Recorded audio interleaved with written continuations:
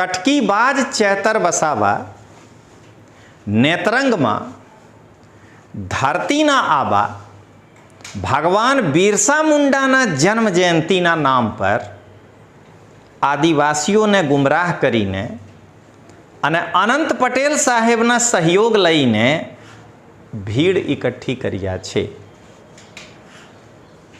જે લોકો નેત્રંગમાં આવ્યા હતા આમાં 90% ભગવાન બિરસા મુંડાના અનુયાયી હતા.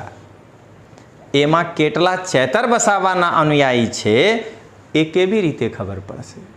અને જો કટકીબાજ ચેતરને પોતાના ઉપર ઘમંડ હોય તો કટકીબાજ ચેતર પોતાના જન્મદિવસના રોજ અનંત પટેલ સાહેબના સમર્થન વગર નેત્રંગમાં આટલા લોકોને એકઠા કરીને ગુજરાતની જનતાને એકવાર દેખાડી દે તો ચેતરને ખબર પડી જશે કે ધરતીના આબા ભગવાન બિરસા મુંડા માટે આદિવાસી જનતા આવ્યા હતા.